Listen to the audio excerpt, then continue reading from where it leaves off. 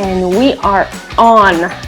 Hello, all the ladies. You all look beautiful this Friday afternoon. And I'm kicking off season 2 of the Meeting Space podcast with this live event where I have a chance to talk to you. How is everybody doing this afternoon? Fantastic. Doing well. Thank you. Very awesome. Well, thank you so much for agreeing to be my guest and share your experience with the events and meetings that you either have planned or are planning. Our industry is suffering because of the coronavirus. So anything that we can do to share the knowledge, spread the experience, and bring hope and some positive outlook, I think, to the events and meetings industry, I think will be helpful to anyone. So that's the main reason for doing this live, for being on Facebook and just trying to reach as many people as possible. Usually this would be an audio version of the podcast, but I felt that maybe this time we're going to do something different. So thank you again for being here and participating and giving back to the industry. I don't know if people had a chance to read some of the information that I posted before the event. So very quickly, I have Jody from beautiful state of Washington. I have Megan from Colorado. I have Dawn from Texas, Dallas-Fort Worth area. And I have Melissa from Dallas-Fort Worth area. And Jody is actually a transplant. She just moved not too long ago to Washington State.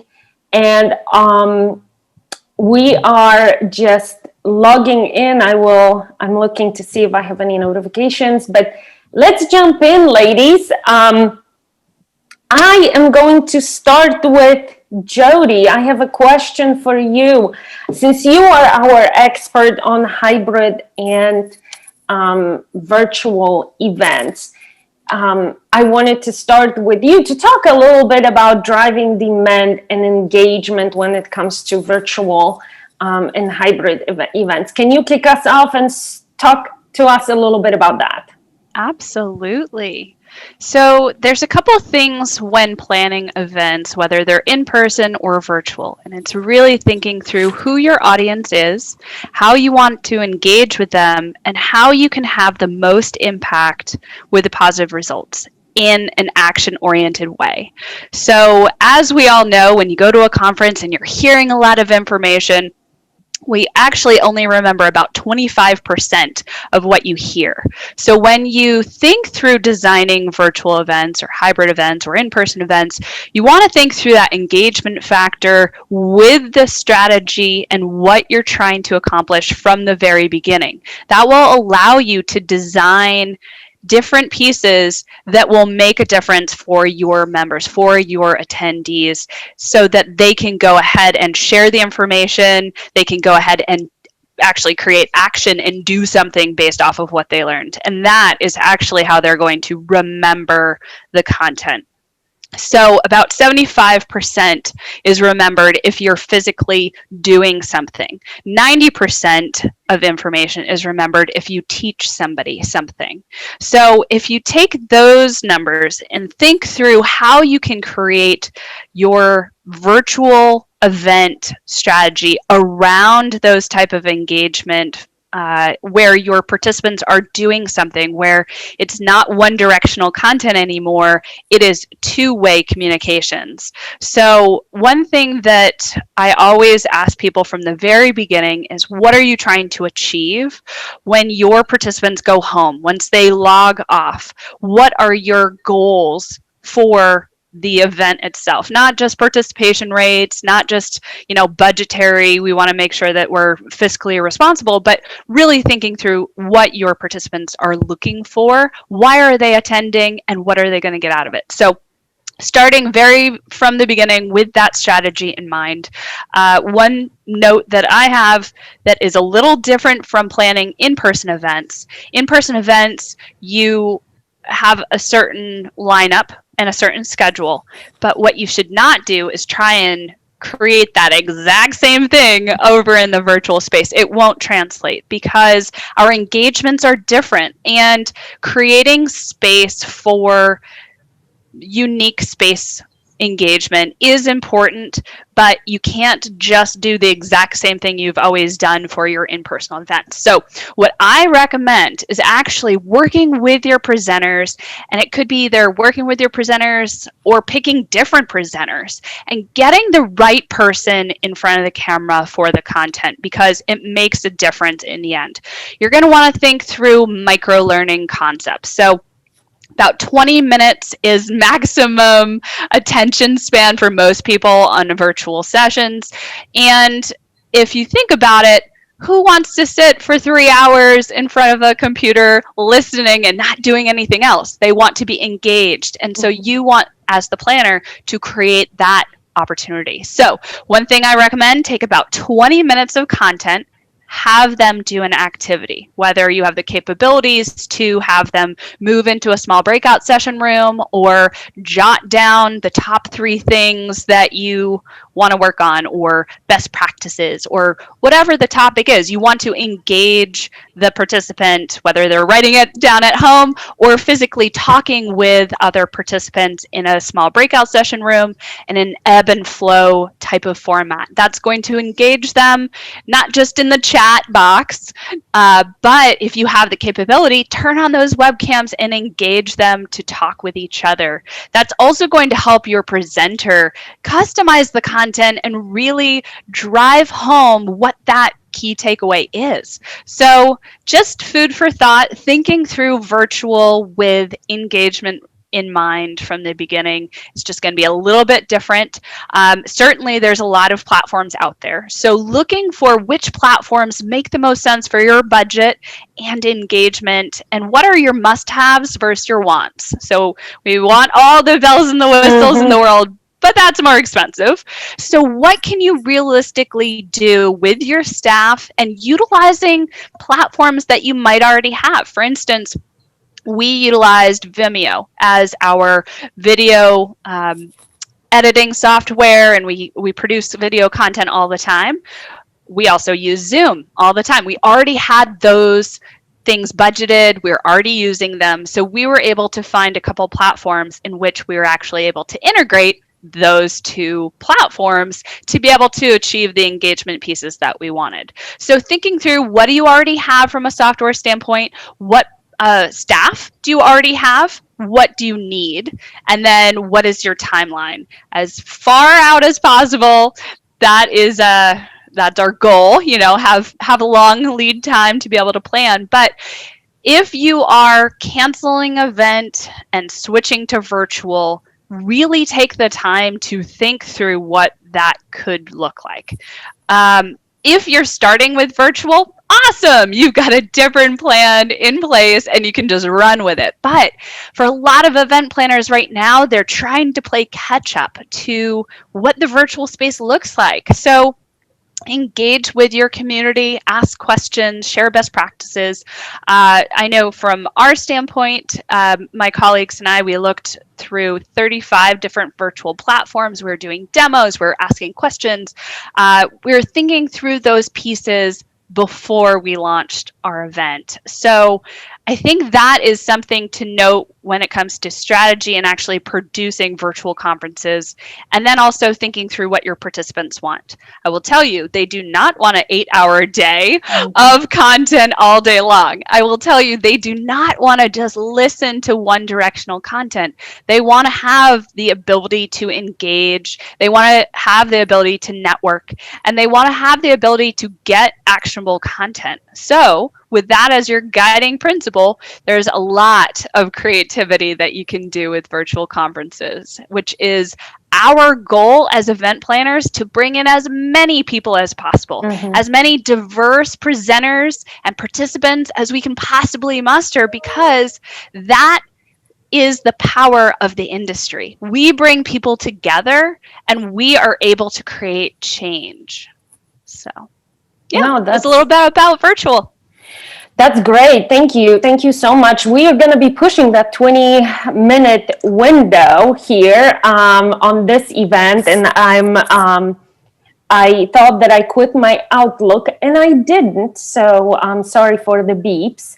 But that is amazing. I'm really blown away by the percentages. The 90% of the knowledge is something that you do, something that you learn is remembered. That is amazing. Implementing the content where you actually have your attendees doing something and learning is so crucial from what those percentages are talking about. So that's amazing. And, we will go back to you with some of the strategies for, creating demand and things like that when it comes to virtual and hybrid meetings. But we have two ladies here who have planned in-person events while in the middle of this pandemic. So that's Megan and Dawn. And I would like to have your insight on what kind of unique challenges have you had planning a event in person in the middle of the pandemic versus pre-pandemic. What did you need to do different? Can you give us some useful tips, useful advice, anything that you would like to share? And I don't know which one of you would like to start first, so I will go with the one that shows up on my screen first, and that's Megan. I actually was going to punt it to Dawn because our event was so unique and out of the box. I think Dawn might have a little different perspective than I do, so I'm going to have her go first because our event was just unlike anything else that anybody's ever done before. So I think, Dawn, we'll start with you and then I'll close it out. Sounds good. Sure, no problem. The biggest thing I can say about planning an in-person event this year was flexibility. You couldn't be so locked into this is what we're doing, this is my schedule. I had to have flexibility. We had just signed multi-year contracts in Las Vegas for our next two retreats this year and next year, right mid-March before everything got locked down. Mm-hmm. So it was like, what do we do? Do we even have the retreat this year? This is something that Improving does every year for our employees. And last year I was out there with 275 people. This year I was there with 55. So oh, wow. It was, the dynamic was different. It was still great. We had a fabulous time. Venues out there, wonderful as always to work with. But the flexibility, there was so much I could not actually plan ahead of time because things were not open. One of our big things that we do on Thursday night after everyone shows up is we break out into smaller groups and everybody has some type of a predetermined activity that they're going to go and do. They might go bowling or do thrill rides or go to Fremont Street or just something like that. And so many things were not open when I was planning that I just couldn't plan. I couldn't book anything. I couldn't reserve that type of stuff. So it was like, great, what do we do? Then we were also at the time that I was planning limited to how many people we could have in an event space. At the time, it was 50 people. I had 55. So wow. One of the places that I was working with said, you know what, we'll just make 2 contracts. And we'll kind of have you in the same space. And so there again came that flexibility. It was just like, okay, if that works for you, and then we're good with it too. That'll be fine. So it all worked out great after we got there, though. Tried to find some outdoor venues, which was a little bit more difficult than what I thought it was going to be. But there again, it was the flexibility. I had to keep an open mind. It's kind of like somebody said, like when you're planning a wedding, nobody's going to know anything went wrong unless you tell them. So you just have to put the smile on your face and just keep chugging, because it's going to work out and everybody's going to have a great time. It may not be exactly what you're used to. It may not be your normal, but it's going to be good regardless. And Dawn, can you share, since you had 55 people this year, was it attendees' hesitation to travel that impacted the number? Or was it mandated that you needed to have a smaller group? So can you talk a little bit about that? Sure. It wasn't mandated by any means that we had to have a smaller group. Like I said, we open it up to the company. It's a company-wide thing. So we don't have a cap right now as to we're only taking X amount of people with us. It was open to everyone. I do know that some people I know had concerns about traveling and being in large groups and being around crowds, which is, completely understandable at this time. And we told everyone from the get-go, this is a no pressure event. If you are comfortable with coming, you want to come, we want to have you. If you are not comfortable with coming, that's fine too. Guess what? I'm going to plan another one next year. So it's okay to sit this one out. You've been to the last, 5. It's okay to sit this one out. It's okay. We do have an office up in Canada, and it had someone coming from there, and they had to cancel because of travel restrictions. When they went, if they had come, when they got home, they would have had to have quarantined for 14 days within their home. And their lockdown up there had changed slightly to where they wouldn't even be allowed out of their homes. Wow. So it was like, oh, do I come to the retreat and take that risk on, coming back and have to quarantine, or do I just stay here? So they opted to stay there, which was completely fine. One thing that we did implement this year in our registration was a waiver, which we have never had to do before. We wanted to put a waiver on that registration, just saying that the person coming is coming on of their own free will, basically, that the company is by no means requiring you to come. And if something were to happen and you did get sick, that you understood, by coming, that you were taking that possible risk or chance. So we did have to implement that this year, which is something we've never done before. But a lot of people, it was just, I do believe it was more or less just not wanting to be around crowds at this particular point. I understand. Well, thank you for sharing that. How flexible, since there was such a difference in the numbers of people that finally attended the event, how flexible did you find venues to be on things like attrition?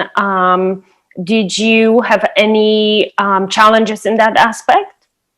No, actually, I was surprised that I did not.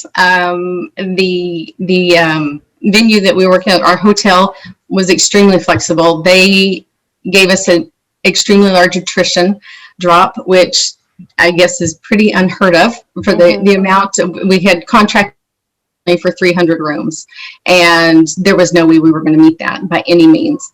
And they ended up giving us about an 85% attrition drop, which we were very pleasantly surprised by, and completely thrilled. And we in turn said, we will do what we can to bring any revenue back to your properties. We will try to dine and shop and do any activities within any of these, the properties that you have, to bring any type of revenue back to you. And it actually ended up working out really well.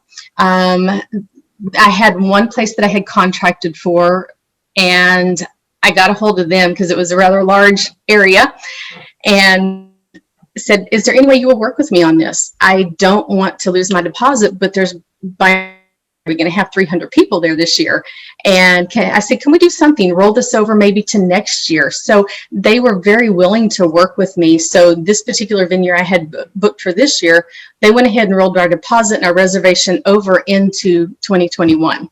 Wow. So the ones that are open, for me, in my experience, they were very willing to help, and they want the business. And because of that, they are willing to be somewhat flexible with you too, and try to work things out with you. That is great, because I'm hearing both sides of the story. There are some venues who are very flexible and who want to work with the meeting planners, and then there are those who are not as flexible and open-minded. So I'm glad that you had that kind of experience. Thank you. Thank you for Megan. Go ahead, Dawn. Sorry. I would say it was all good. It worked out better than I thought, but it was definitely very stressful. I will say that. It was, everybody's like, oh, you're only planning for 55 people this year, not 300. It's not going to be as hard. Well, no, it was definitely a bit harder. Yeah. But that's okay. It was great, fabulous time, and looking forward to next year with many more people. That's awesome. Thank you, Dawn. Megan, let's go to you and your August event. Tell us a little bit more about that. That was probably one of the first ones that was planned, and it was an uncharted territory for a lot of planners. I've seen a lot of articles being posted and some of the conferences happening this fall that are paving the way. So back in August, how was that for you? Can you talk a little bit about that and what kind of meeting it was? Yeah, so it was pretty unique. So this year I have the fortunate or unfortunate role of being president of the PCMA Rocky Mountain chapter. So I challenged our board to come up with an idea that was more forward thinking. I got kind of tired of doing webinars. I was like, we got to get back out there. People are scared to hold meetings. We need to do it. It's the duty to our members. We have to do something. And so we came up with a concept of our 6-foot laboratory. And we took all the ideas that had been thrown out of what live events are going to look like during the pandemic, during COVID, all of that, and we implemented all of it. And then we put subject matter experts in all these different breakout rooms that had different room setups, different food and beverage experiences, different AV experiences. And then you could literally walk into that room and say, this is the AV room, and say, here's the problem I'm having. I need to know more about hybrid events. Talk to us about that. This is what I'm trying to solve for. And so we literally trained planners in Colorado how to do a socially distant event safely. So we had about 60, 65 people at our program, which was a great turnout because we kind of spun this up pretty quickly. And to Don's point, the biggest takeaway was flexibility and partnership for us. We were very, very fortunate to work with the Omni Interlaken Hotel in Broomfield, Colorado, which is just a suburb of Denver, and they were incredible partners. I mean, we were literally changing plans of the event the morning of the event because of new restrictions, new numbers, new this, new that. I mean, it was a constant changing environment, and we had to be flexible and adapt to that. I mean, I couldn't stress the partnership enough. It was a hybrid event, so we broadcasted. So we essentially planned, when you're doing a hybrid with something like this, you're basically planning 2 events, right? You have your online experience and your in-person experience, and then the crossover between the 2. So I was kind of handling the online portion of it, and then we had a whole team dealing with the on-site, process of the whole thing. So it was very complicated. It was the first time we'd ever done a hybrid event. We had a host, and there was a whole number of things that didn't go wrong, but a number of things that also went really, really great. I think the biggest learning for me was just the shortened windows. So because of most people's reluctance, and especially at that time, COVID was still pretty predominant through Colorado. We hadn't really gone to safer measures. We were still pretty locked down at the point, and people were reluctant to travel. So majority of our registrations came in within the last 2 weeks before the event. So it was really challenging, and part of what the flexibility was, and why I wanted Dawn to go first, because hers was an internal meeting. They weren't pushing for registrations. It was an internal company thing, where we were actively recruiting for registrations. And normally 2 weeks before an event, we have a pretty good idea of how many people were going to come. We had no idea. So everything, our planning schedule got compressed, our timelines got compressed, our registrations came in, like I said, within the last, 14 to 10 days prior to it. So we had to just continuously be flexible. I mean, we didn't give guarantees to the hotel till the day before. And so that's where the partnership really came into play because, as you guys know, generally you have to give your guarantees 72 hours to sometimes 5 to 10 days in advance. Well, there was no way we could do that. So we were just very fortunate to work with them. So I think for planners venturing back out and getting ready to do a face-to-face program again, my advice would be stay flexible and creative, because nothing is the way that it used to be. You really have to step outside of your comfort zone in your box to do it safely and successfully, and to find good partners to work with you. Our production team doing the hybrid event, I mean, we threw every curveball there was at them, and they didn't miss a beat. The hotel was incredible working with us. I mean, without those two partners, we couldn't have done it. We literally would not have been able to pull off this event. So those are sort of the two big takeaways. If you have a hotel saying no, no, no, and they're not being creative and thinking outside of the box with you, just go find another venue, because that's not a partner you're going to want to work with, because they're not going to be creative and make the experience that you want for your attendees. What were your numbers like for online? I think we ended up around 25 or 30 online, which for our first one, I thought was really great. It is. Did you charge for the online registration also? We did, yeah. We charged, I think it was $35 for the for members, PCMA members. It was $35 in person, and then I think it was $20 or $25 online. Perfect. Yeah, That's because great. that's the other thing, was we intentionally charged for this, because I think the content is there and people should pay for that. I'm tired of seeing free events online and just pushing out information for free. Like, I'm going to spend the time to curate this content and this experience for you, and I'm not just going to give it away for free. So we intentionally charge for the hybrid and the in-person portion of that program, because I think we have to start changing the conversation around that. That's great. That's great. Thank you for that insight, Megan. Jody, I saw you nodding your head when Megan was talking about basically two separate events, online and in person, when you plan hybrid events. I think that's going to be the future of events after COVID. Restrictions are lifted. We're in the future. I think that hybrid is the future. I don't think we're going to be, as event planners, as an industry, just planning for in-person, face-to-face. I think really thinking through the strategy of both audiences and simultaneously doing it, and being very intentional with the content and the way in which you do it. And I think from a staffing standpoint, making sure you have the right people around the table that are up for being able to help with that, because it is all hands on deck, and it is so important that everybody's communicating and collaborating. And I absolutely agree, Megan, on the being able to charge for content. In July, we did a virtual conference. We had 130 attendees for our young professionals, but we did offer it for free because it was our first virtual conference. Our volunteers were like, we can't charge anything right now. We worked around it and we did a free conference, and we had way more participants than we had been able to do in person, because we tried to do unique spaces, mobile conference, we're walking around, we have content in different locations in our host cities. But for our virtual, we got a larger audience because we had that more capability for people to hop in.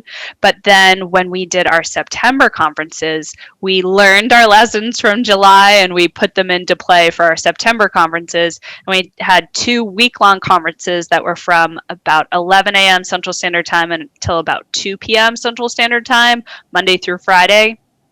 That way people could hop onto the live sessions, have some interactions, and then also have some on-demand content. If they missed that session, they could watch it. But we had 2 week-long conferences that we did charge for. And I think you're right. I think being able to, as an industry, we can't do everything for free for a long period of time. No one can. So really starting to introduce that back into the conversation. And I think that I don't think people are weary of it either. I don't think there's a stigma like, oh, you're actually charging for this. I think people understand that. So I do think that'll be definitely the norm. As long as the content is there, you should be able to do that. Correct. And I agree. I think the future of events is going to be hybrid, but the exception to that is incentive travel. And that's what I wanted to talk to you, Melissa, about, because you are the incentive travel expert now, planning what you guys have this fall too, right?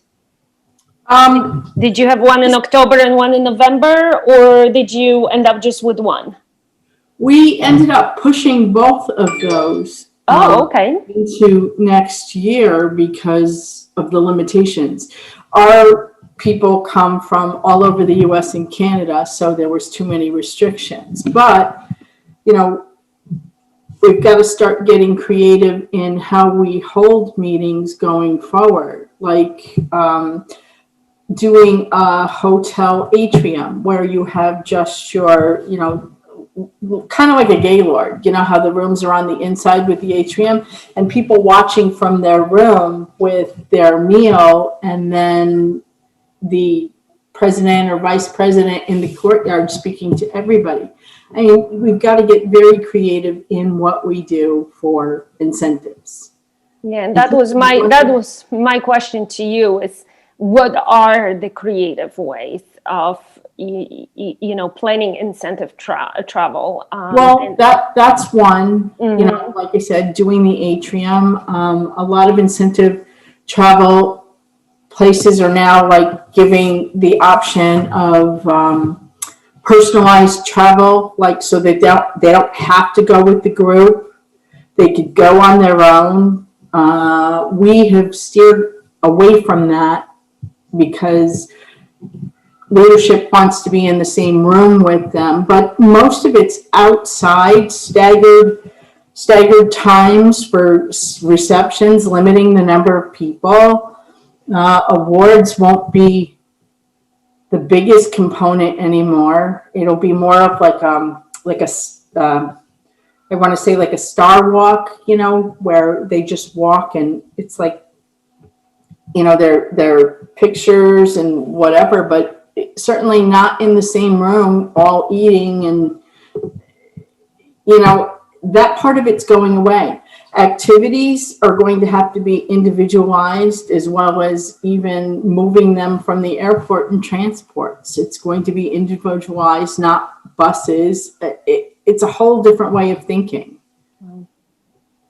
Wow. So definitely what I'm hearing is limiting the risk of, again, how many people in the one spot. And incentive travel, you know, relies on kind of the group gathering. Even if it is a small group, it's having that community. And I think this is where the biggest challenge will be. And, you know, Jody and I, we have had conversations over the last few weeks, and we are writing a few articles about it, is how to create a sense of community when you can't do it in a normal way. What are, you know, go-to methods and strategies to bring people together? Because I know how I feel after I attend a meeting in person, and I know how I feel when I attend a webinar.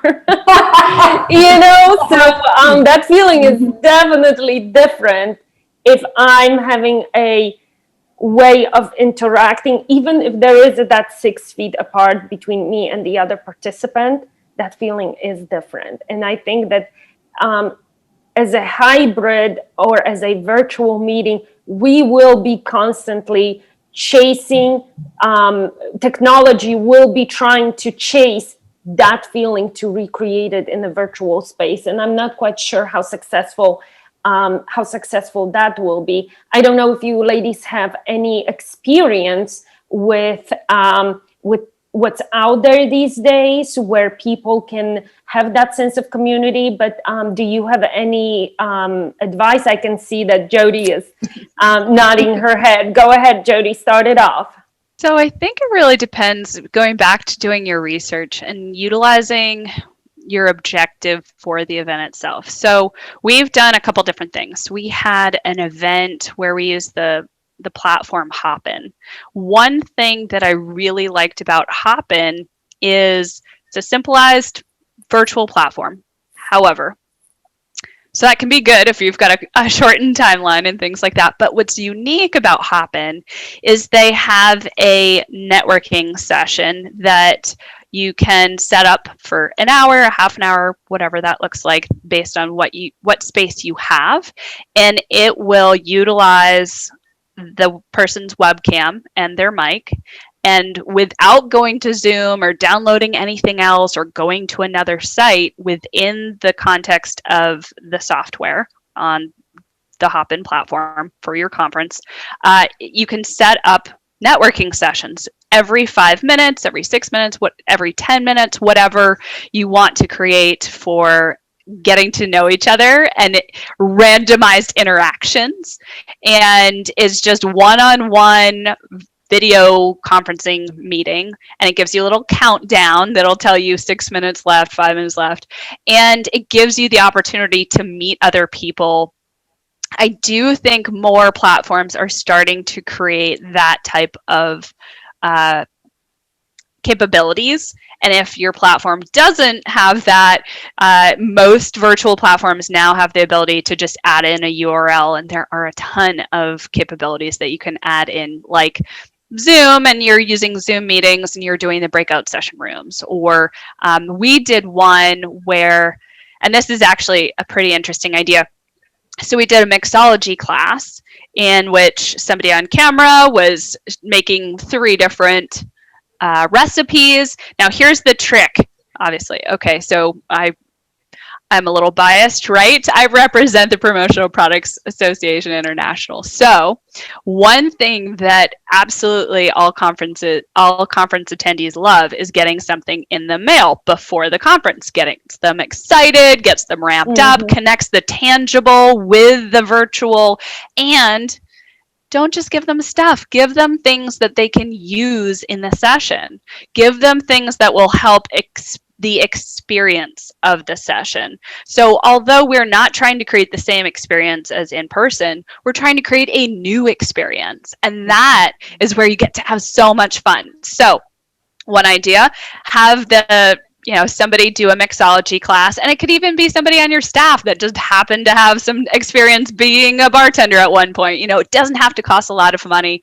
Have them in front of the camera, 3 different recipes, and then prior to the event, your attendees get this lovely package in the mail. You've got the mixes all ready to go, so everybody's actually doing it at the same time. Or you've got a water bottle and a notebook, and during your sessions, you give out prizes, or you're able to really blend in where the event moments, just captured moments, to be able to excite them, whether it's before the conference, during the conference, and also after the conference. And I think that's really something, as we were talking about awards, I think you can also do things in that regards where we're using video to be able to highlight somebody, and then they get something in the mail. Maybe you're hopping on a live Q&A live video feed to be able to ask them and interview them questions on, tell us a little bit more. And so I think there are so many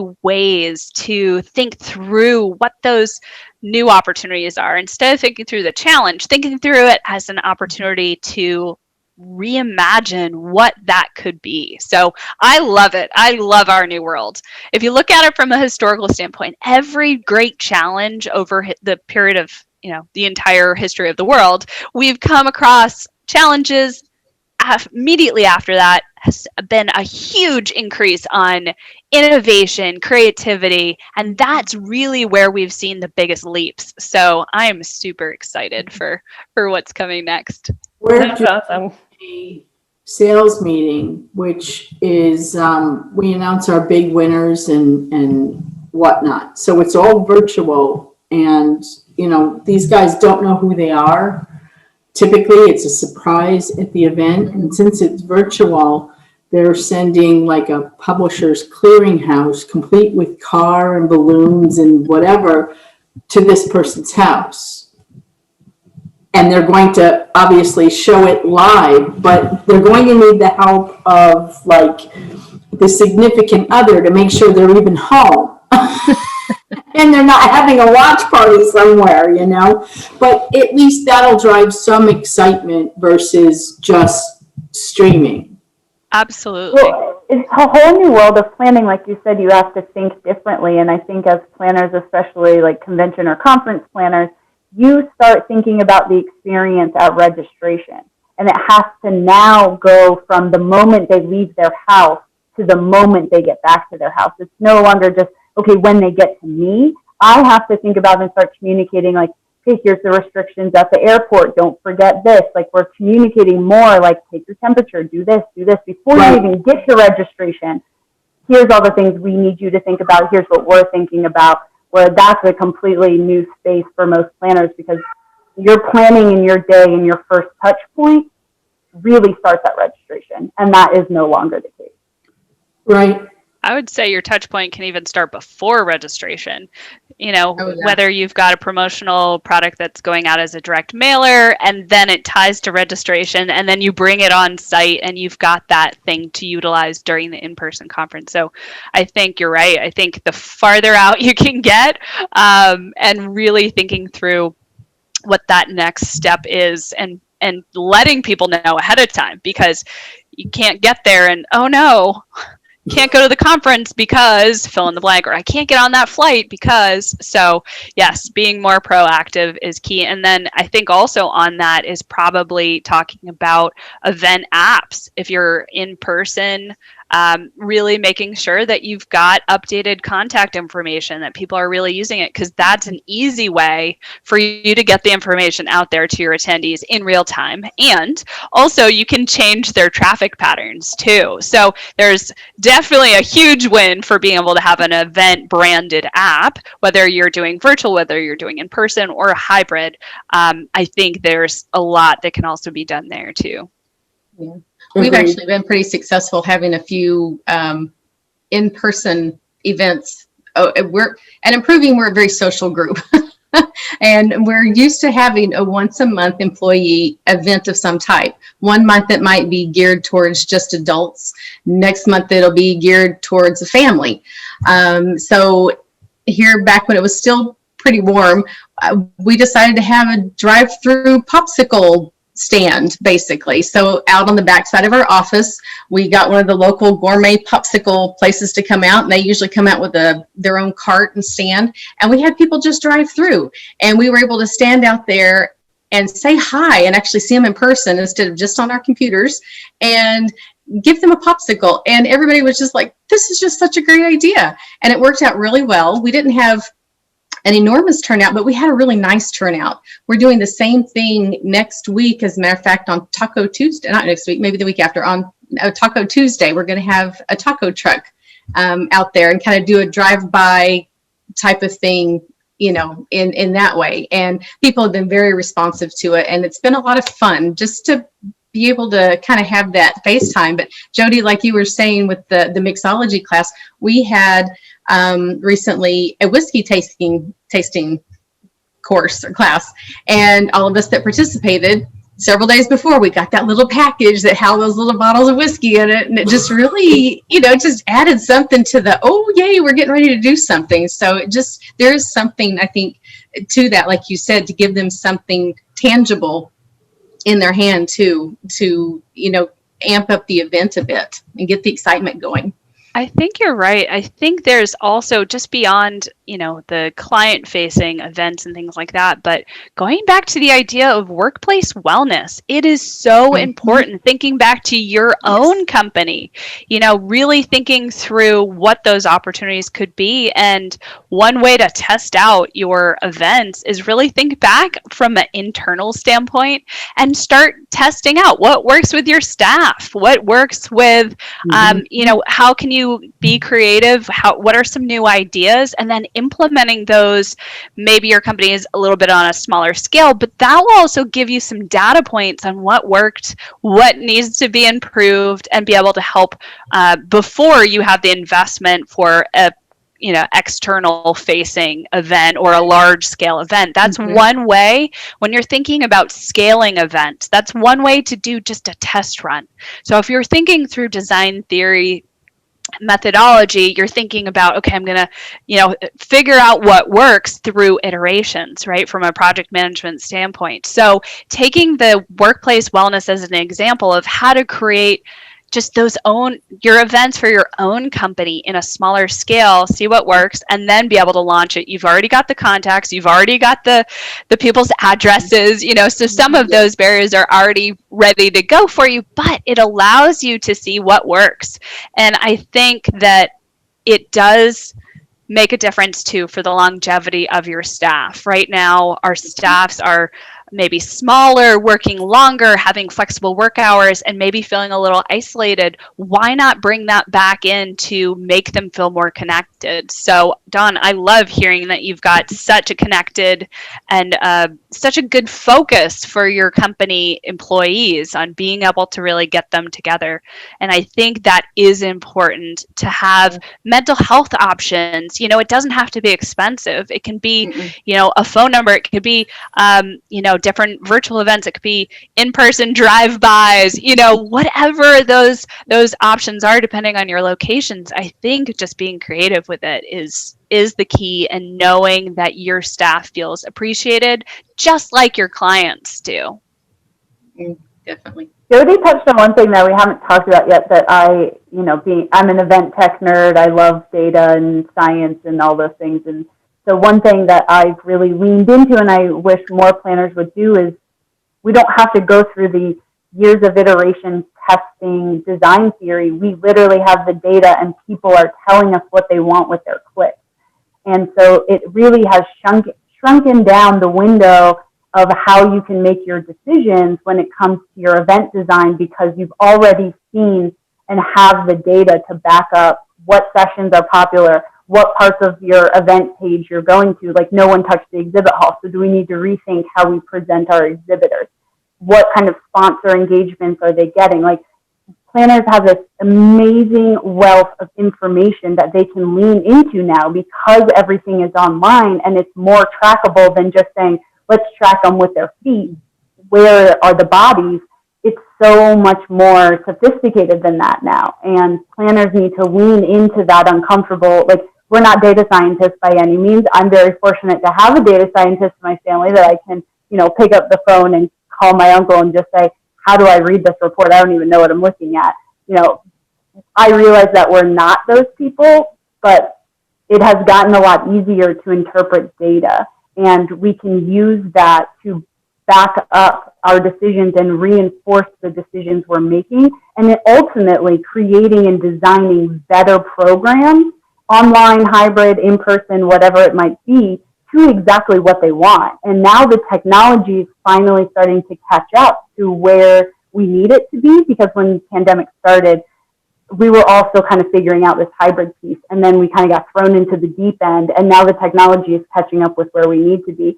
So let's leverage that new technology to reinforce the decisions we're doing and make better decisions now that we have more data to really learn about our attendees, our members, our customers, and what they really want, as opposed to just sitting in a focus group, because not everybody's going to tell you exactly what they want, but their clicks and their data usage and where they're visiting your site, those are the real answers. And we have them now, so we should use them to design better experiences. That is a great point, Megan. And, on the engagement and being creative topic, I wanted to just mention two things. And that is that we, whoever in the events comments, whoever makes comments, and even if it's just letting us know that you are there. I have partnered, I'm glad that you brought up Omni, Megan. I have partnered up with Omni Hotels, and I'm giving away a gift certificate to Omni Hotel of your choice to any attendee or whoever is watching us right now who makes a comment. I will notify you who won and who will be receiving that gift certificate.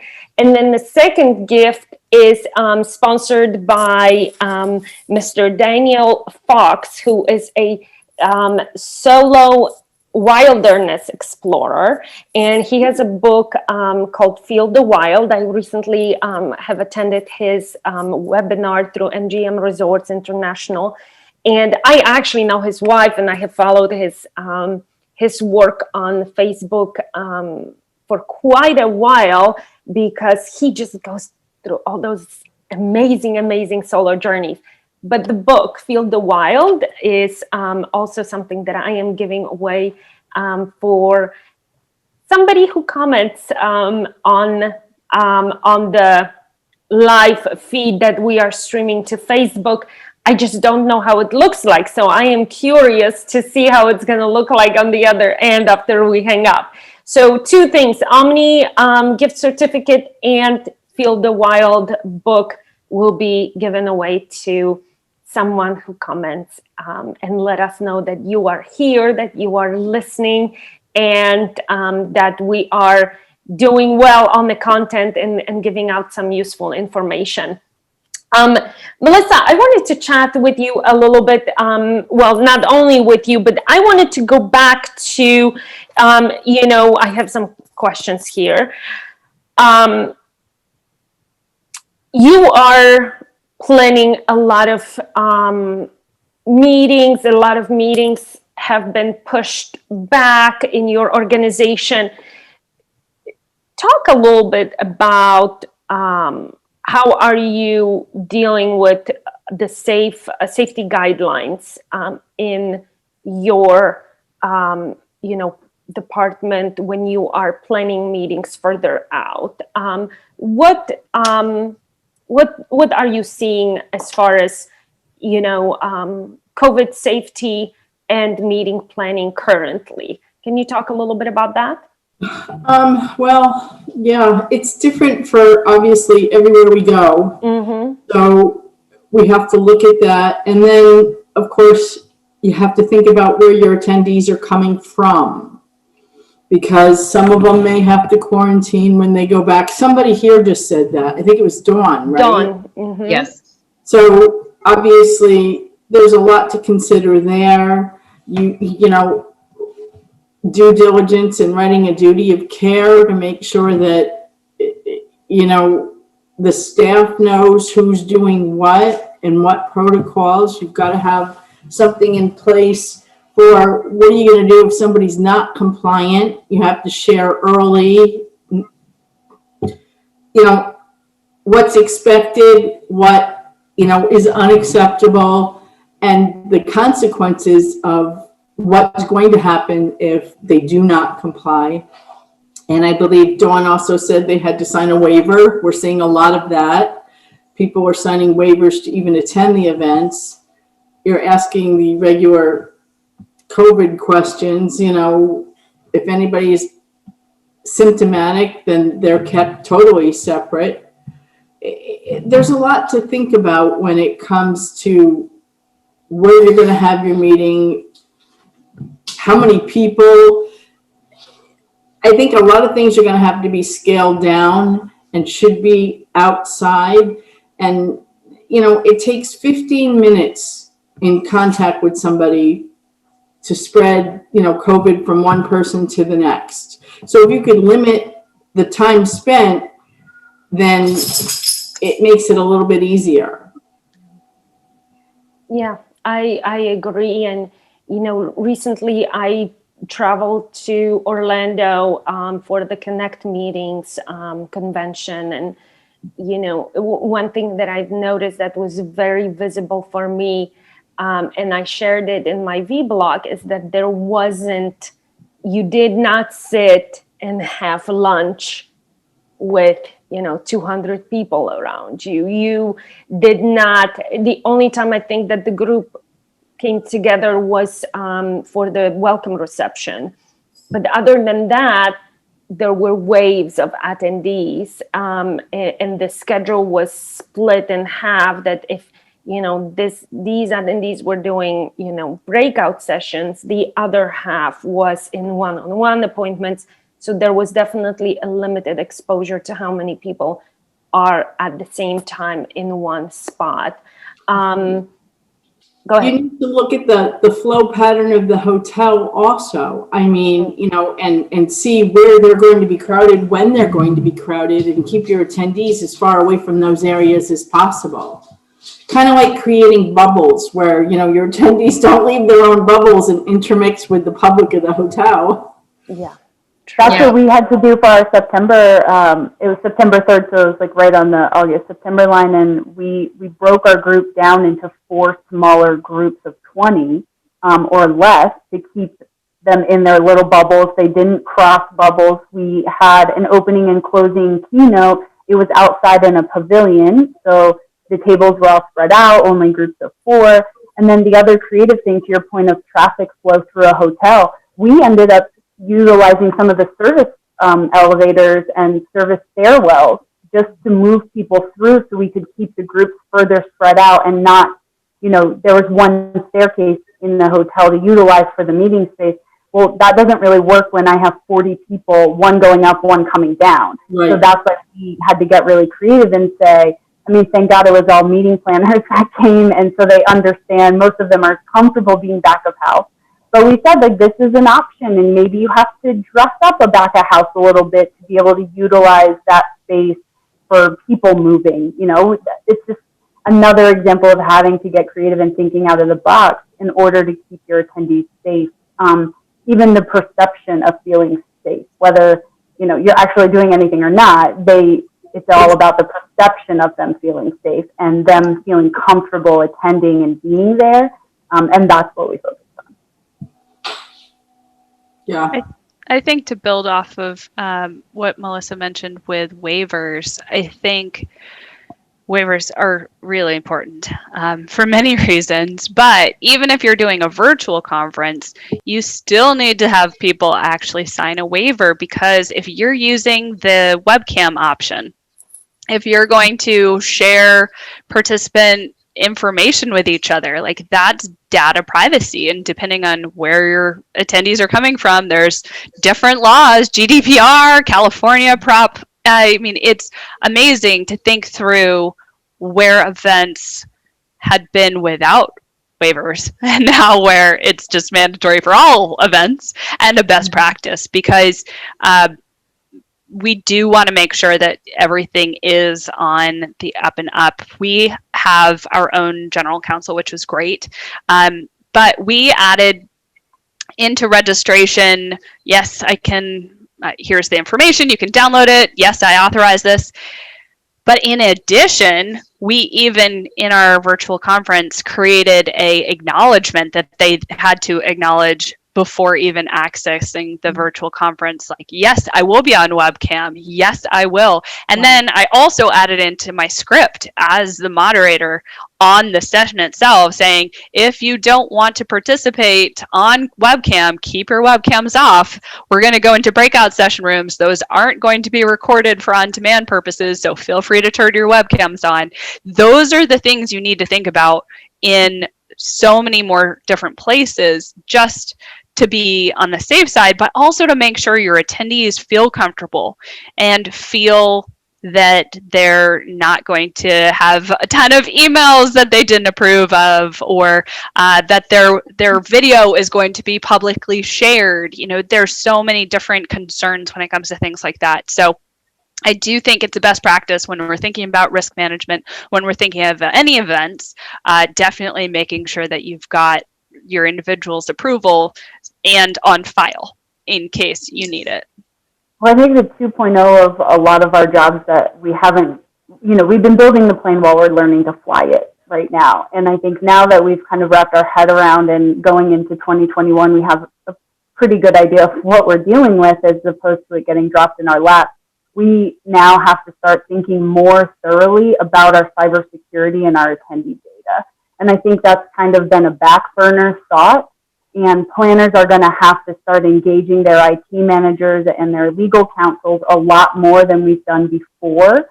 And we're already the Jill of all the trades. This is one more hat we're now going to have to wear and think about, is the cybersecurity and the back end safety of, you know, we've heard of tons of stories of all the Zoom bombs and those kind of things, but it's so much more complicated. And now that everything has literally moved virtually, hackers are in their safest place because everything is online. There's no way, like, hotel block pirates are no longer just the biggest concern. We have legitimate online pirates coming and stealing our information.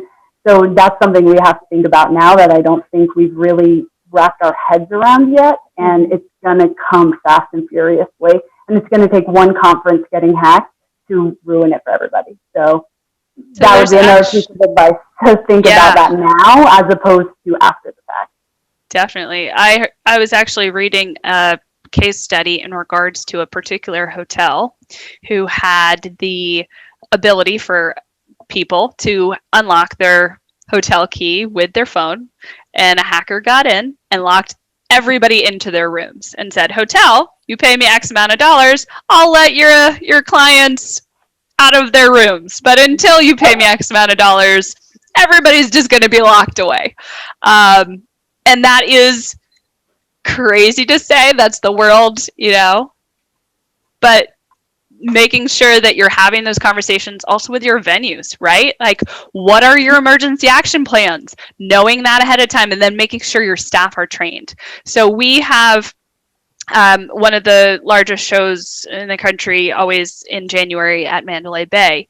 Knowing emergency response plans are key when you've got 25,000 people and you're trying to move them about the building. And it turns out Mandalay Bay Convention Center has 2 different alarms. There's a woman's voice that comes over, and that is a test run. That is not an emergency. There is a man's voice that comes over the loudspeaker, and that is actually an emergency. So knowing which ones, where to go, what the safe space is, the flagpole out front by the shark reef, that's a good meeting place. So making sure that your staff are aware, because regardless of what's happening, we as the staff on site need to make sure that we have the information and that we are helping guide people accordingly if there's ever anything happening. So I fully agree, cybersecurity and just security in general, I think, is the number one thing that in the future, I think it's going to escalate. So I think making sure we've got those response plans in mind. I actually trained a third of my staff in first aid, CPR, and AED. Since I'm an American Red Cross instructor, that just made sense to me because we have so many staff that are on site at our big events. So that no matter where you are, you've got trained staff that can help until more help arrives. And I think that is something more conference attendees, we're in an environment where we've got so many different things going through our mind, but making sure that you've got a good plan in place is definitely going to help peace of mind in the back of your meeting planner head. I know we're almost out of time. I have a question, Jody. Since you trained your staff being CPR, what did your general counsel say about that? I just feel like that opens up for some liability that specifically, I'm thinking about the COVID, and like we intentionally had the hotel do temperature checks because they are trained and certified in that. My staff is not. We are not health professionals. We are in no way qualified to tell someone they have to leave an event because they have a temperature, because we're not trained on reading temperatures, what all that is. So to train your staff, like, I get that it's Red Cross and it follows all the guidelines, but that just feels like it would open up for some liability to your organization that I'm curious what your general counsel said. Yeah, so it really depends on where we are and what the options are, right? So if we're in Mandalay Bay, they have and we pay an EMT whole staff to be on site, radios, and they're all over the building in addition to the Mandalay Bay staff. Some of my events are outside. Some of my events are all over a city. And so there aren't EMTs everywhere. And so it really comes down to where you are and all of those different pieces. So it was more of a prevention, and if something happens from an internal staff standpoint, if something happens, we're able to help. From a legal counsel standpoint, yes, we absolutely want to work with our venues, work with them if they have, the capabilities in regards to COVID. when I trained my staff, it was prior to COVID. We haven't had an in-person event since COVID took place. We went completely virtual for 2020, end of 2020 here, and then into 2021. But I do think from a Good Samaritan law standpoint, a basic level certification standpoint, that it won't necessarily open the company up to anything because it's from an individual standpoint. Now, if, say... That's a lot to put on your employee and the individual. Like, I'm going to train you and Sure. you're going to help rescue people or your rescue attendees if it happens, but the company is not going to be liable. Like, that just seems like a weird place to put your staff. But that's anybody, right? Anybody that gets trained as being able to do CPR first aid. You're walking down the middle of a street. Right, but that's an individual choice to get your CPR certification as you as their boss saying, I'm going to train you and you're going to do this. Yeah, and it's completely optional for our staff. It is not a mandatory thing at all. The individuals that came and signed up for it each had their own opportunity, saying, yes, I will absolutely help out if something happens. If, the duty to act comes into play, here you go. But until somebody is in that situation, right? That's where that kind of comes into play. We're hoping this is the training. We're hoping that something happens. But on site at an event, yes, you want to work with the plan, with the location, with whatever is set up, because overarching, the EMTs at Mandalay Bay, there's 1,000 different doors. There's so many entrances and so many different places. So you do want to make sure that you have a plan in place. For Mandalay Bay, for our event, we have walkie-talkies, we have, code red, code black, code yellow. But if somebody's in the middle of the trade show floor, yeah, we're going to be able to help until help arrives and takes over. So yeah, it really comes down to the individual level, but I think just the power of knowledge is key. For sure. And I think that goes, to,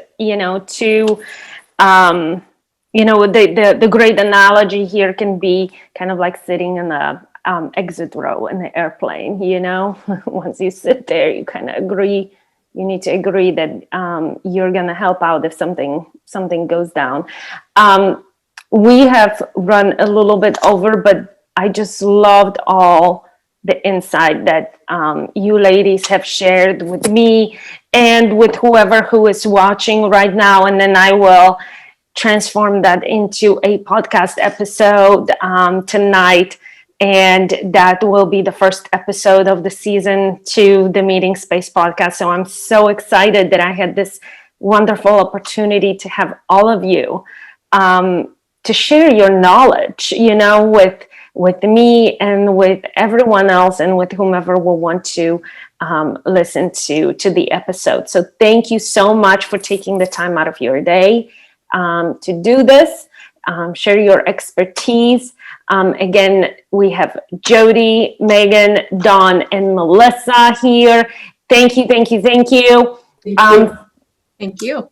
Of course, for all of you who are tuning in, please, this will be available on Facebook in this format later on as well, but the episode of the podcast will be released later on this weekend. So tune in for that. I will be posting more information on it. And again, thank you, ladies, so much. Have a wonderful rest of the evening. And we will meet again, correct? Oh, yes. We will meet again. And we, as an industry, will meet again. Thank you. Thank you. Bye-bye. Thank you.